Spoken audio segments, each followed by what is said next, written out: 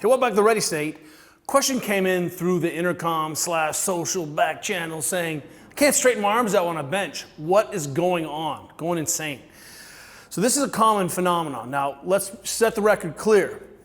If you are in a bench competition or you're doing the 225 rep out test, don't lock your arms out. Cheat as much as you can. Stay locked. Shorten it up. Do whatever you need to do to win the competition. But if we're trying to appreciate bench press as a mechanism for teaching extension, driving power into this sort of moving from extension to flexion and tying the shoulders together, not having access to that front range is the equivalent of me not being able to stand up between reps on a squat. So if I always have to stop here and my squatting stops here, then what I'm not getting is the full package of being able to open and appreciate the hip or the shoulder at these end ranges, right? Which is part of the drill. So appreciate when you took the rack weight off the rack or someone handed you the weight, your arms are probably straight before you descended. So chances are it's not what we call a start position problem. So if someone's handing you the rack and you're immediately bent arms, there's something going on, right? But most of us sat up for a second and we're able to create rotation in this long lever.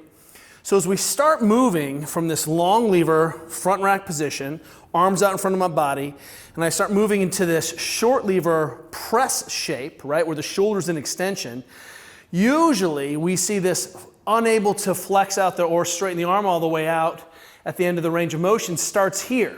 And what that means is that start position is probably okay, but finish position maybe is less okay. And the reason is if I don't have full extension in the shoulders or enough to do bench, and that's not full extension by the way, just enough to do bench, if I have to compensate or the shoulder comes forward or I'm missing the rotational component of extension, shoulder comes forward, that puts me in a position where I physically cannot lock that out.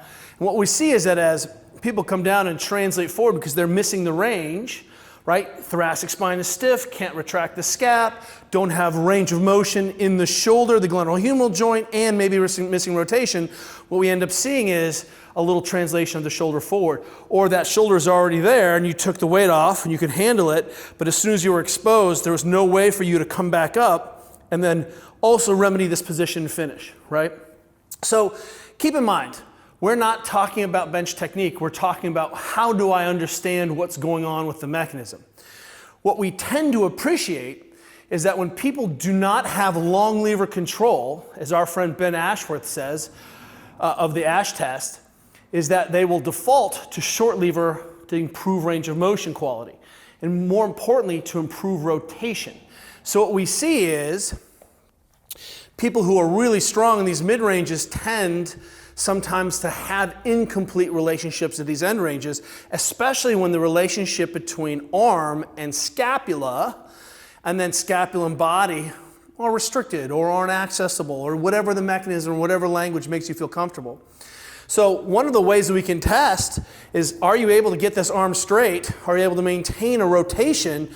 In order to get that rotation, did you do it at the elbow? So notice what I did there was by bending the elbow, I was able to create rotation. And with that shoulders forward, I don't have a lot of access to my rotational power here. So defaulting here helps that with mechanics.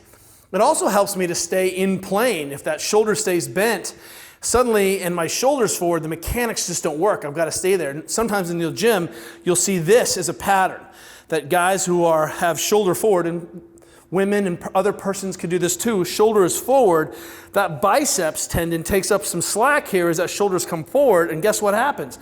There's not enough to also straighten out the elbow.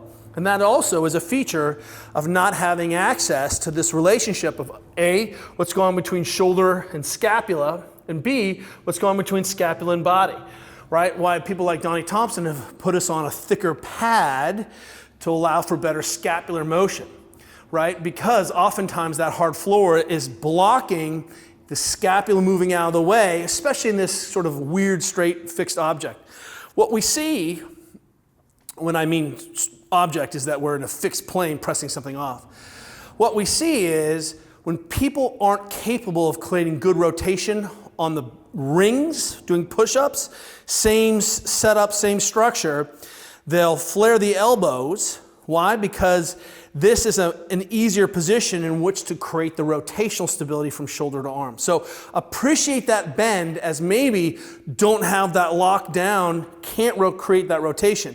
We invented the rotation primers to help cue this for our athletes so that they can come back up, hit that full range, and press through. Now, a quick test to see if you're missing that range of motion that we talk about in the finish position is on your back with your shoulder pinned against the ground. If you can't pin your shoulder here, that's part of the problem. This is a mechanic that just doesn't work. So you should be able to get the scapula out of the way and the head of your shoulder on the ground, just by way of understanding the role of your scapula in your body. Second, when I pin that elbow and internally rotate, I should have some internal rotation that brings this hand close down to my hip. See that relationship there? That's about where the barbell would hit me. So I'm cold, I'm stiff, still have full access to my rotation. Look where my shoulder is, still pinned on the ground here. And notice the hand, 70 degrees.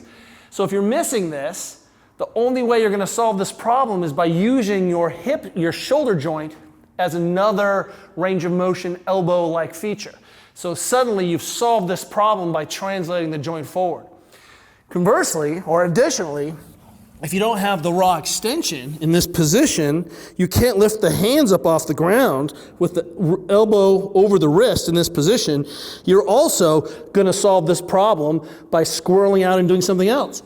And that means that you've started your bench press in a highly compromised position, which may or may not ever cause you pain, but sure is causing you to miss lifts and to leak power when you need it most, when you're at the end of your power range and power curve. So again, do you have access to this rotation at the start? And that means if you're coming back up and you don't, it's a pretty good indicator that you're going to have to leave the shoulder and where it is and the elbow bent. If you don't have full access here and you're translating because you were able to start here straight, but you finish, that's also a good indicator that you need to look at the bottom position to solve this problem in the first place. That's why you may likely not be able to straighten up your elbows, but you may be a unique snowflake and your elbows just may be stuck bent.